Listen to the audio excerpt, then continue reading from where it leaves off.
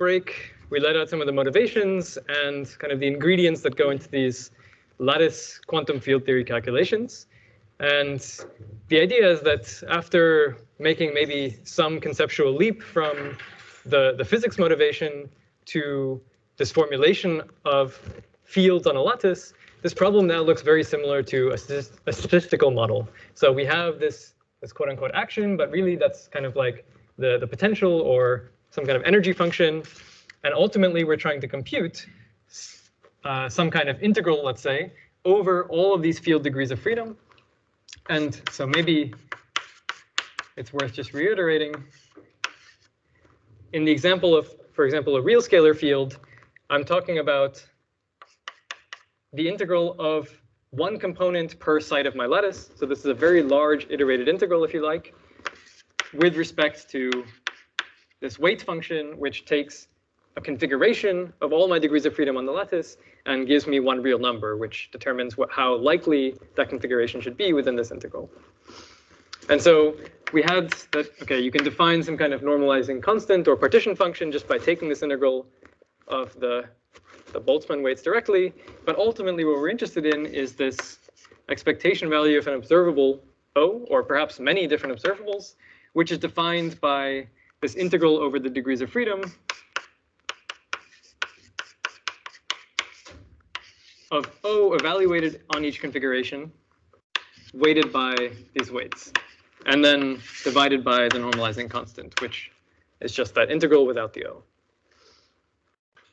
So hopefully from this formulation, it's then very natural and clear to see that if I can sample my configurations, so remember that these are some high dimensional configurations of many degrees of freedom over the lattice, but this is some some large vector, if you like, and I can sample, if I can sample these from the distribution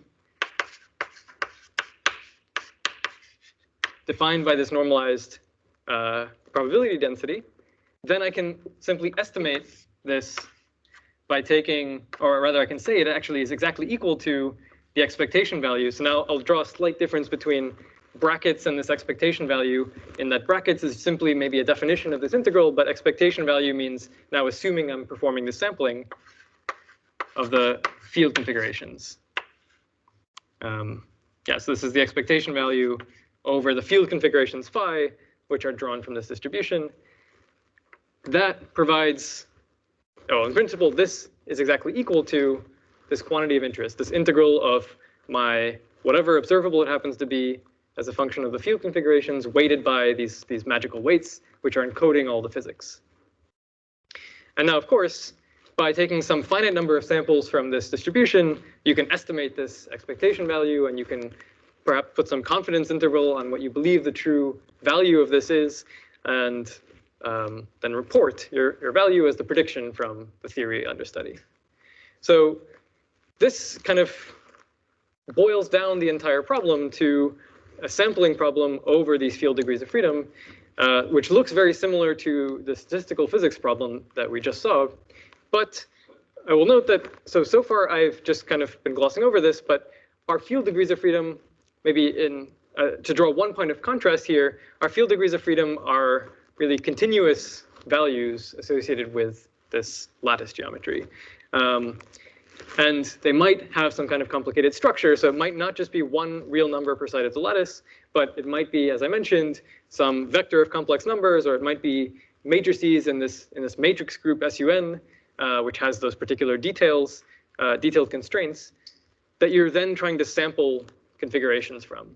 And this presents some unique challenges. I would say this is what I'd like to then dive into a little bit in the context, in particular, of QCD, where I'll now talk about what the degrees of freedom are in that case, precisely which fields we'll look at.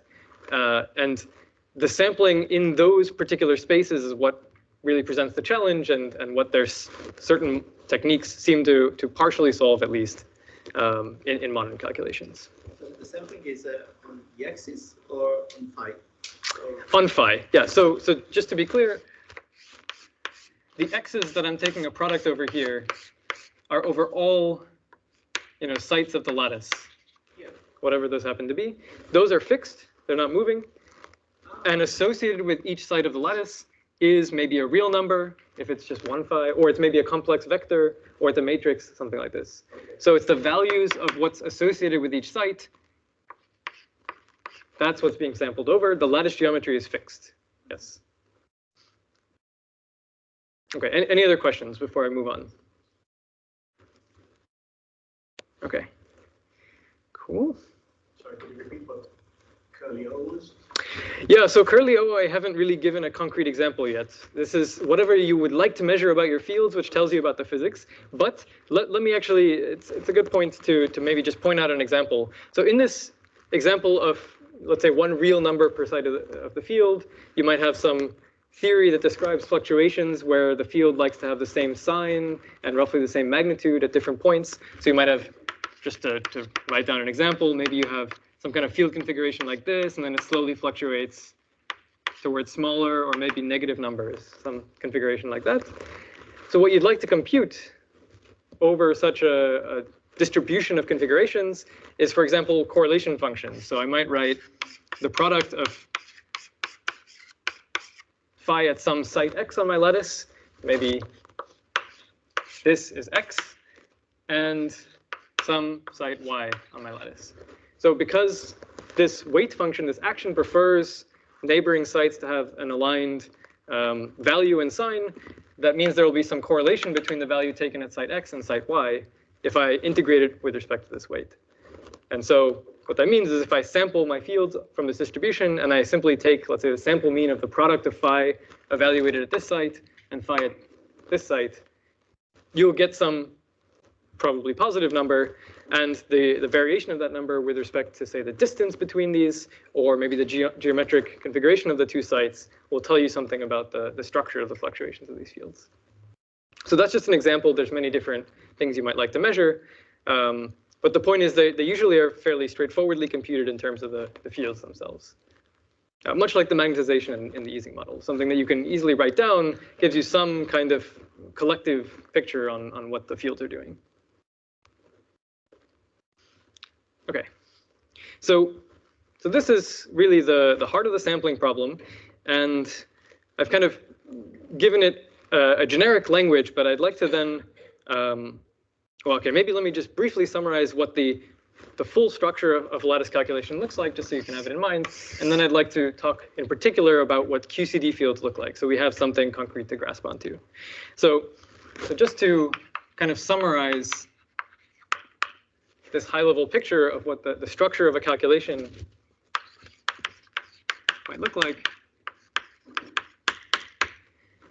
I would say it breaks down into roughly 4 steps. So 0th would be something like choosing the theory and the discretization.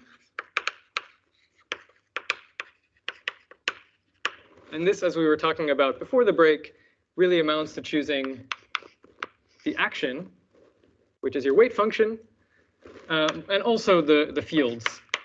So which particular fields are even represented in this theory.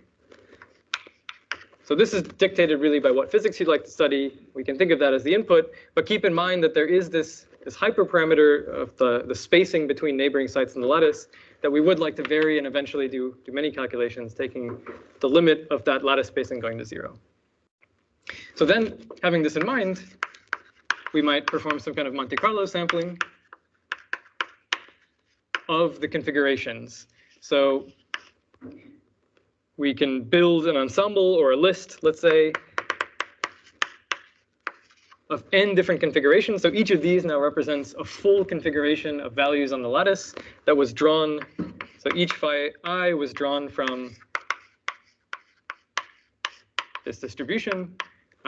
Hopefully, or you might like this to be an IID sampling, but as we'll get to in just a moment, often what's used in practice is MCMC, as we discussed previously in Michael's talk, that you might do some kind of like local updating, or perhaps you might concoct better sampling schemes, and we'll come back to that in a moment.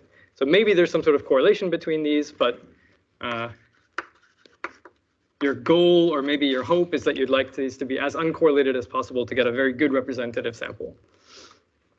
And then the idea is to estimate this expectation value for physically interesting observables.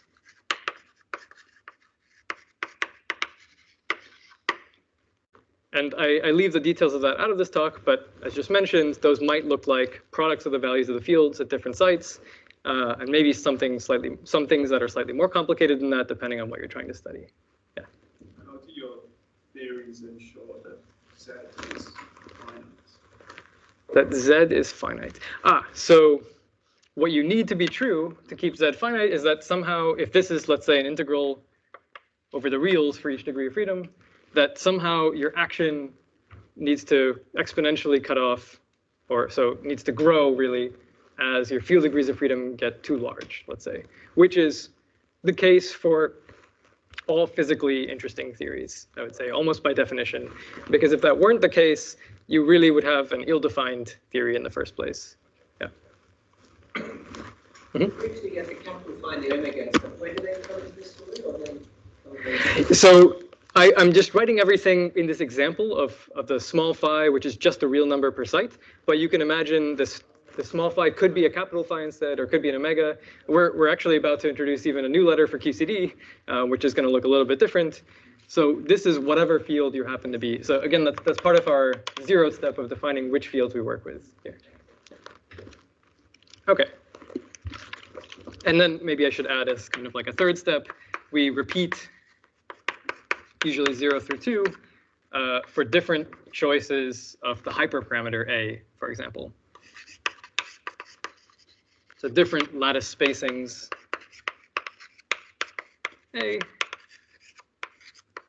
And we ultimately want to take the limit as A goes to 0 because that removes this artificial lattice geometry, or what we believe is an artificial lattice geometry.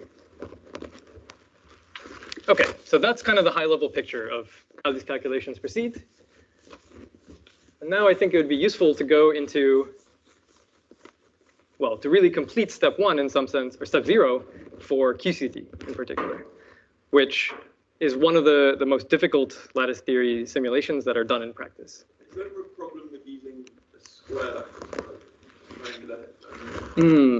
Yeah, it's an interesting question. So in principle, since you're putting the discretization in, it could be triangular or hexagonal or whatever. Usually square is used just because it's computationally simpler. Some people explore other lattices because they might have better properties in terms of this extrapolation, for example. Yeah, I think it's not explored very much because the cost of kind of the bookkeeping cost of tracking these lattices gets tedious. And so if a square lattice works, why not do a square lattice, I think is the point. Yeah, but it's a good point. All right, so let's then talk about QCD in particular.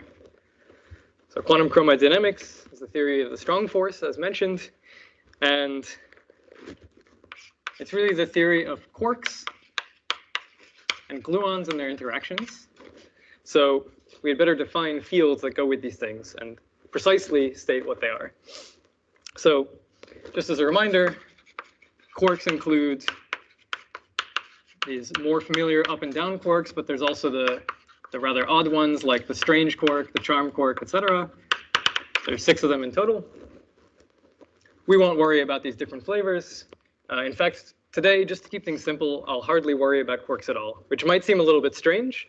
But the reason for that is the gluons, which are the force carriers of the strong force. Unlike photons, which mediate the electromagnetic force, gluons are self-interacting. So you can have things like gluons binding gluons together. It's conjectured that if interactions with quarks didn't exist, that there would be these glue ball states, which are literally just bundles of gluons.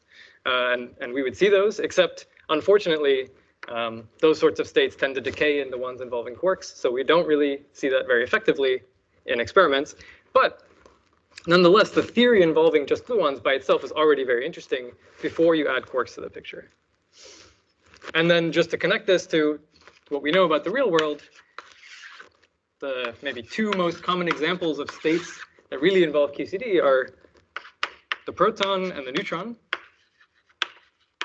which is some kind of states involving 3 quarks. In the proton's case, 2 up and 1 down.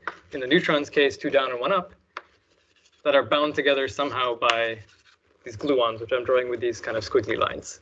So these are cartoon pictures, but the point is that really what we'd like to do is be able to define the fields that go with these things so that we can maybe study things, study properties of protons, neutrons, and nuclei in general. Okay. So yeah, so these are the particles, and they will go with some kind of field. So there will be some kind of quark field, in principle a different field for each flavor. And there will be some kind of gluon field. And what I mean by that is now we have to define particular degrees of freedom. So either matrices, vectors, complex numbers, whatever, I will say in a moment, that are associated with the geometry of our lattice. And those are the things that we'll eventually need to integrate over, or in the Monte Carlo approach, to sample over. So let's say precisely how that works. Okay. So in the lattice discretization, let's focus for now just on one flavor of quark. And as I mentioned, we'll hardly talk about quarks today, but I do want to just talk about how they just get discretized briefly. And then we'll zoom in a little bit on the gluons and the sampling problem just associated with these guys, which is already a difficult problem. But okay, so the quark field for one flavor, we can actually write as a vector of 12 or 3 times 4 components per side of the lattice. So maybe let me blow up a picture of just a small region of the lattice. What that means is I need to store and associate one 12-component vector with each side of the lattice. So why 12? Why 3 times 4? Well, the 3 comes from the number of colors. And this is, again, this is really just a feature of how QCD happens to work. But each of these quarks happen to have, let's say, like a red state, a green state, and a blue state. This is the terminology that's used. Again, nothing to do with these colors in the optical world. Just a way of labeling the different states of these quarks. And the gluons, when they interact with those quarks, mix up those states between the red, green, and blue components. So that's where this factor of 3 comes from. And the factor of 4, so yeah, maybe I should write this. This is the color degrees of freedom. The factor of 4 comes from the spin degrees of freedom. So this actually has exactly to do with the spins in the Ising model. Except here we have 4 components instead of 2, but it's a very similar kind of association to literally what we think is the intrinsic spin of these quark particles. So there's a deep connection between that and, for example, the magnetic moment of the muon, as we were talking about before, that's also spin. The details of this I don't want to go into, but just keep in mind that these are additional degrees of freedom. So ultimately we have now something like 12 degrees of freedom localized to one site. Okay. And I should put an asterisk on this. Let's put a pin in that for a second, but there's one more caveat that we will come back to momentarily. But let's talk about the gluon field. So this gluon field is the reason why I introduced SUN, this strange matrix group, because these are represented by SU3 matrices. So just a reminder, these are 3 by 3 complex matrices where the determinant equals 1 and they're unitary. So I guess I should say SU3 stands for the special unitary group of order 3. So the special is determinant equals 1. The unitary is that the matrix U times U dagger equals the identity. So U dagger, the conjugate transpose, is its own inverse. So these are all some kind of technical constraints, but the interesting feature here, which actually drives a lot of the complexity of the lattice QCD sampling problem, is that the natural representation of these is as 3 by 3 matrices, but with some constraints. So we're trying to do a sampling problem maybe over a constrained subspace of all possible 3 by 3 matrices that that are associated with the geometry of the lattice. So we need to keep in mind that every time we update, for example, if we're doing a Markov chain Monte Carlo approach, every time we do maybe a local update to one of these matrices, we need to make sure that we stay within the SU3 manifold, and if there's any kind of errors that are accumulating, that's a practical problem, but it's something you'd have to deal with.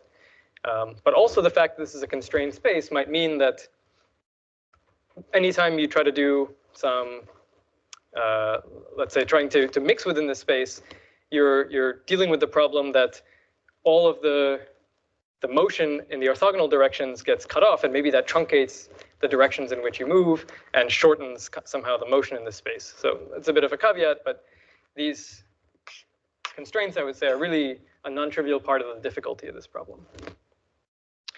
Okay, so I mentioned that these are SU3 matrices, but actually, unlike our omegas from before, they live on the links of the lattice. So for each of these bonds or links, whatever you want to call it, between neighboring sites, I'll put one of these 3x3 SU3 matrices. So here, here, here, and here. And these now are the degrees of freedom that we should integrate or sample over. So keeping in mind, of course, that there's also 2 additional space-time dimensions, and the lattices are usually much larger than this. Okay, so these are the fundamental fields that we're working with. Now I do want to note, just for a sense of scale, the typical size of these lattices. So it's 4 dimensions, so I should specify kind of the number of sites in each of 4 dimensions. And in the modern day, this is something like 64 to the 4th up to maybe 256 to the 4th.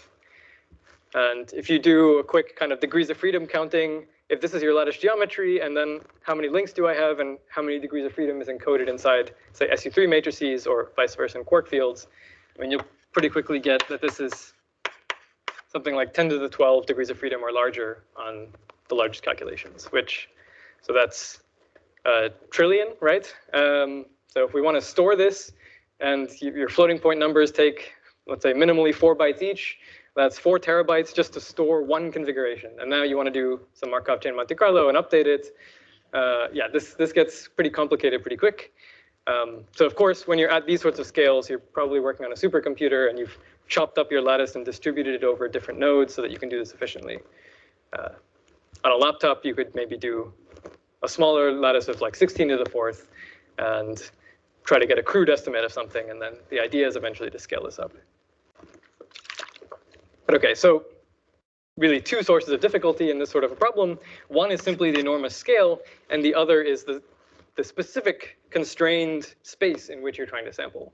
These SU3 matrices that happen to live on links, and whatever these quark fields happen to be. Okay, good. So eventually, personally, or? Yes, yeah. So I mean, I would say that's the upper limit. Like the state of the art these days is to push towards 256 to the 4th, something like that.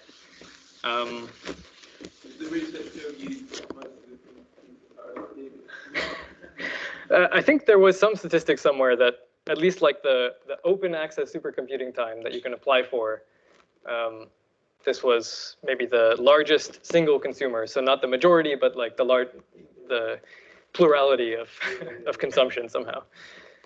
Yeah, it's a lot of computing cost, and so you can maybe understand why improvements in sampling algorithms could be a big deal, because you can save, I mean, a lot of real-world money, but also, you know, practically for us, like computing time in our allocation requests in the grants. The links is only on the neighborhoods, right? Yes, so only the nearest neighbors in the 4 Cartesian directions. That's where you have these guys. And I apologize, I should probably give these a name so that we can actually refer back to them. So unfortunately, so this is also not to be confused with the potential U. The typical name that's given to these is U. There's an index mu, which runs from 1 through 4, telling us which direction, and a base site x. So U mu of x, for example, might be associated with this matrix here if this is the mu hat direction, or the mu direction on our lattice, whatever that happens to be.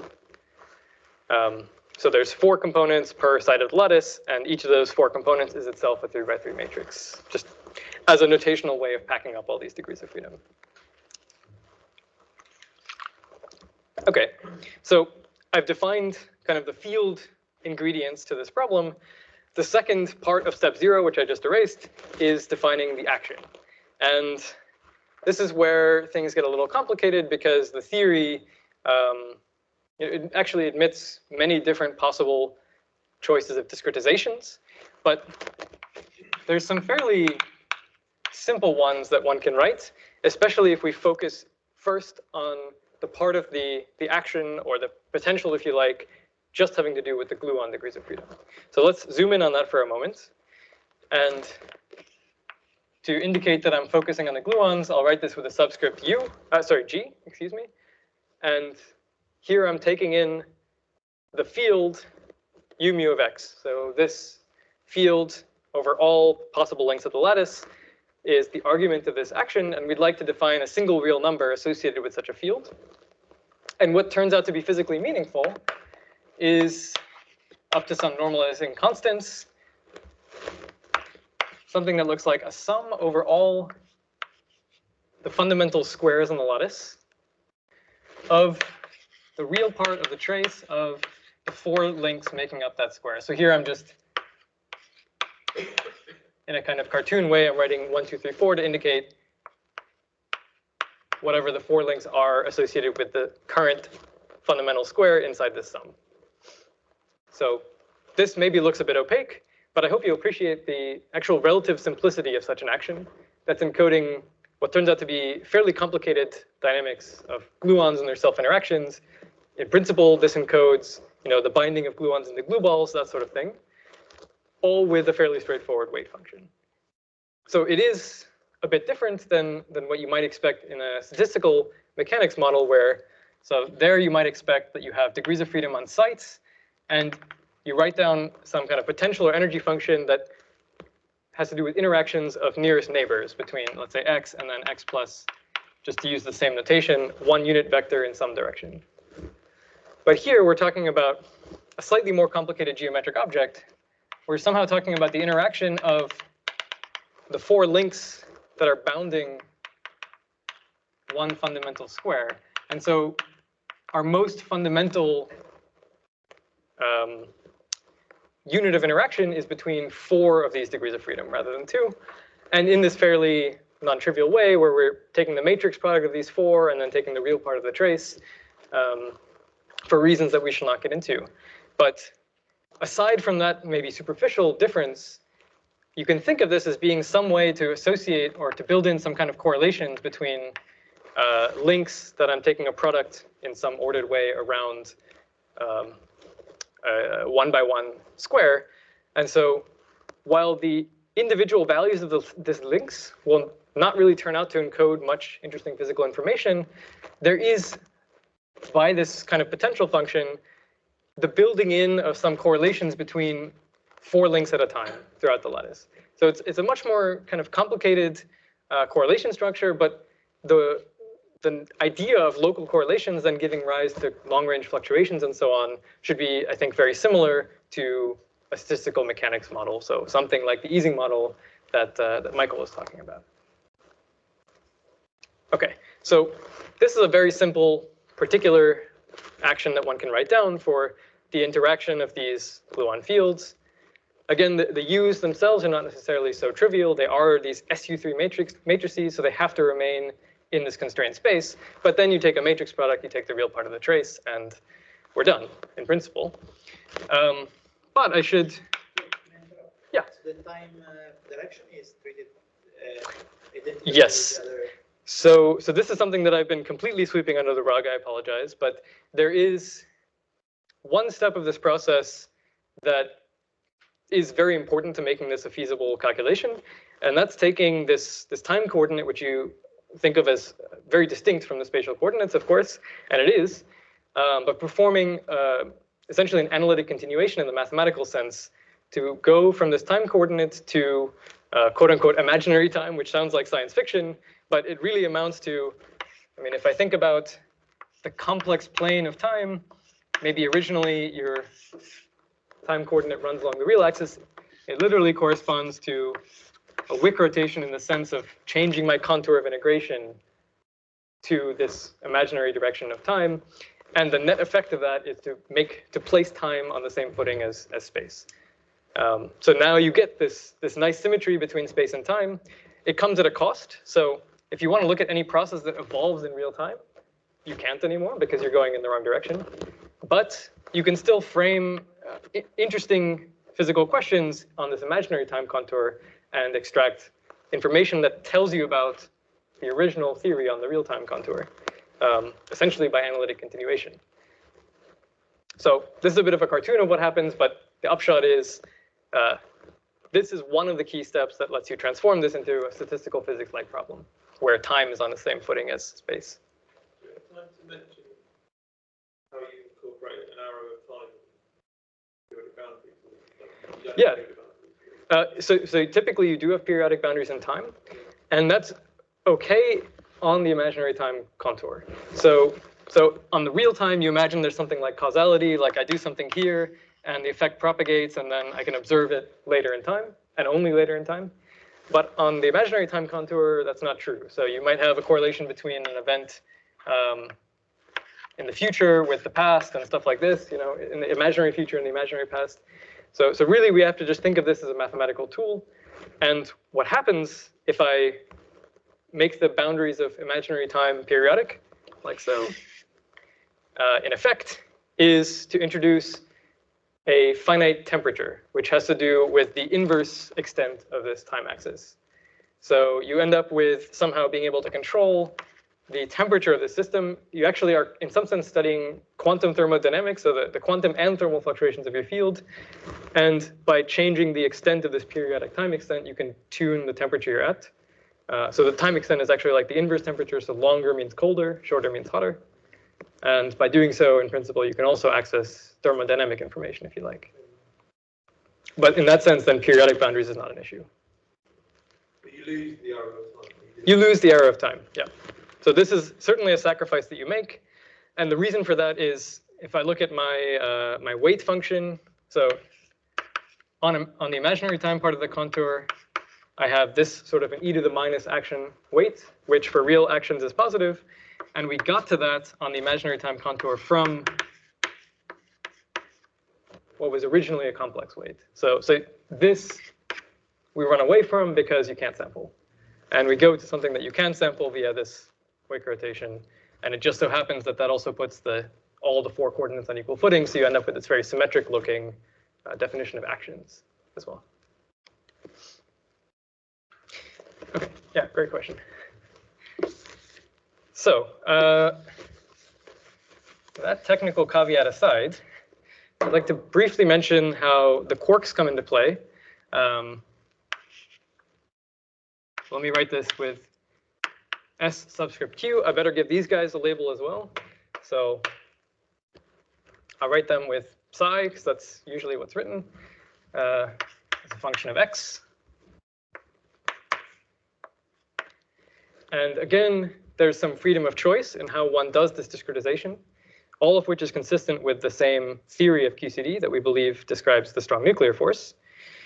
But a particularly simple description could be given by something that looks like the following. Something like psi dagger at x, psi at x. So some local interaction term, or a local potential term, if you like, which penalizes having large magnitudes of these fields, and our friends, the funky inner product between x and y. So the sum over all the neighboring sites of some kind of nearest neighbor interactions. And this is what is going to encode the interaction between quarks and gluons, because the gluon fields appear as a way to hop,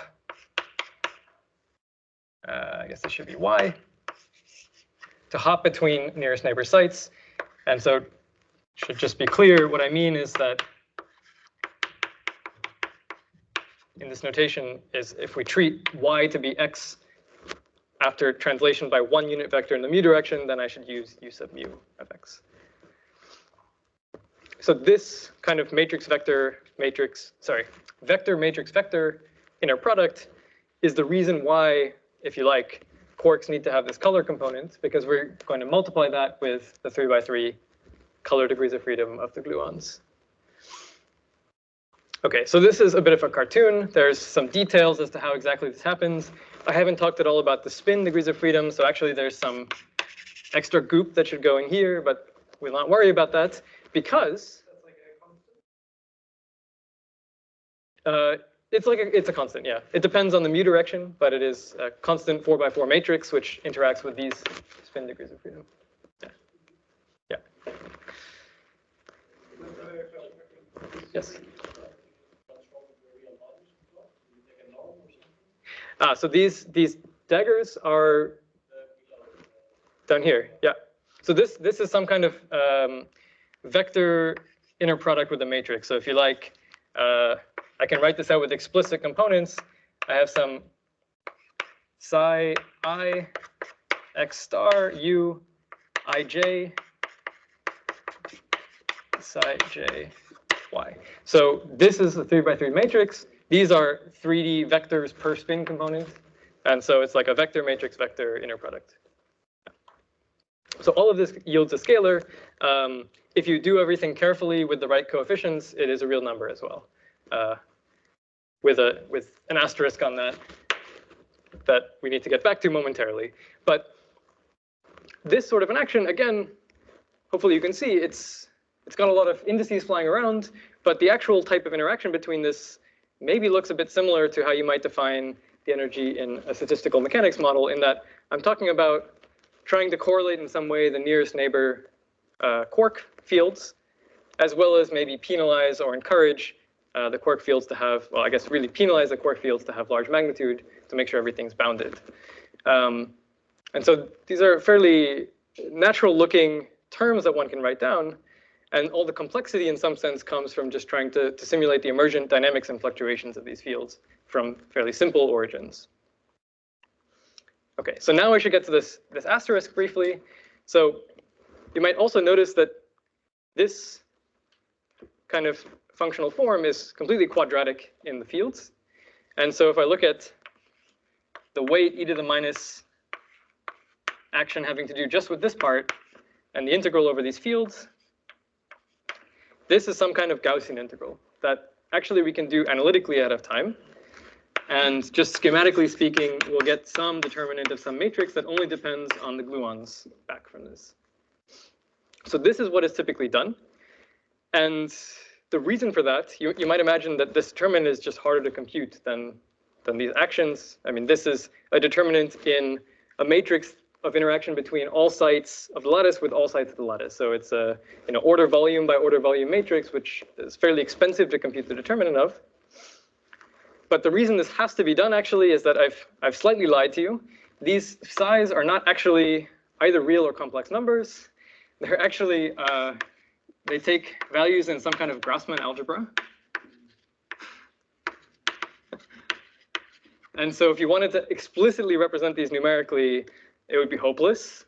So it's actually very, very helpful that it happens to be, or rather we've chosen it to be a quadratic action, and we can integrate them out analytically, because if not, doing a lattice simulation would basically be a non-starter.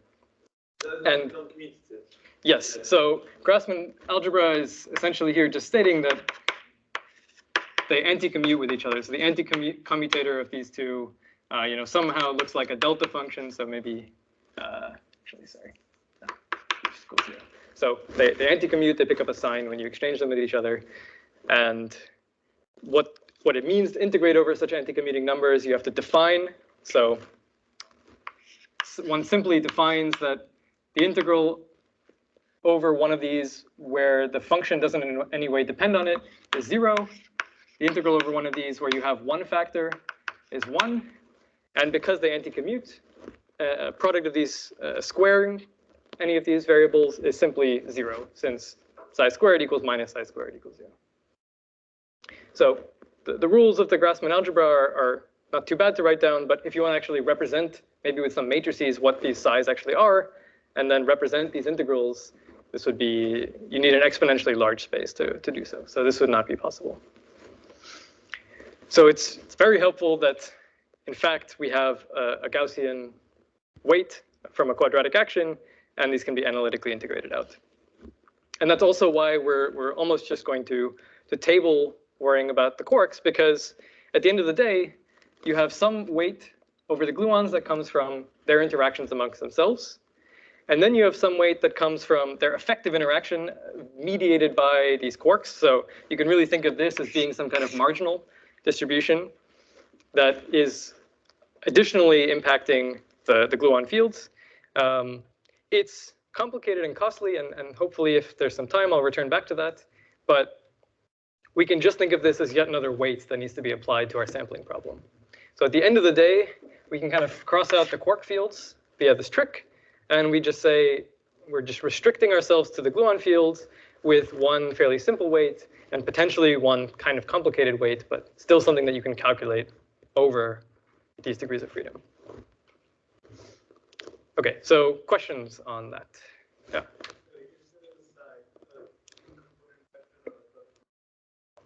Psi is a 12-component vector.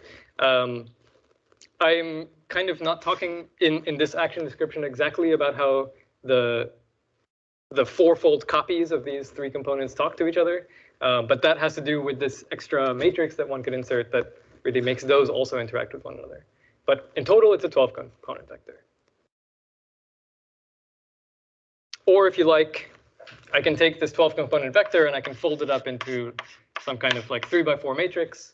So the index that has to do with the dimension 3 is the thing that the gluons talk to. The index that has to do with the dimension 4 just talks to the other quarks and doesn't talk to the gluons. Yeah. Is it related to what Michael asked before, but the squares, are they just within a fixed time slice, or it's really across all four dimensions? You see what I mean? These squares. I think each of those squares lives in a two-dimensional slice. Yes. And that could be any of the possible It's pairs? between any of the pairs of the 4 dimensions. Okay. Exactly. Yeah. Or rather, it should be summed over all the pairs of the 4 dimensions. Yeah. So in that sense, every dimension is treated on equal footing with every other, and they can all talk to each other in this way. Okay, so that's Lattice QCD. Go out and calculate. We're done. Except this is a hard sampling problem, so maybe we had better talk a little bit about how does one actually, implement some common sampling algorithms with respect to. Now, we'll just try and focus maybe briefly on this simpler weight, and we can talk towards the end briefly about how the more complicated weight induced by the gluons, the quarks, can be handled. So standard approach is much like for a statistical physics model to apply some kind of Markov chain Monte Carlo sampling. And maybe I should keep an eye on the time. So, well, since we just hit the hour, maybe this would be a good time for another short break, since it is a 3-hour-long lecture, since we're changing subjects. So why don't we take a break until 10 past? Yeah? Okay, great. Very enjoying it. Thanks. Glad to hear that. Ask you a couple more. Absolutely, yeah. So, where this term comes from, I'm guessing it comes from, like, normally it's trace F mu nu, F mu nu. Yes. And this is a holonomy, is it? Yes, That's precisely. corresponds to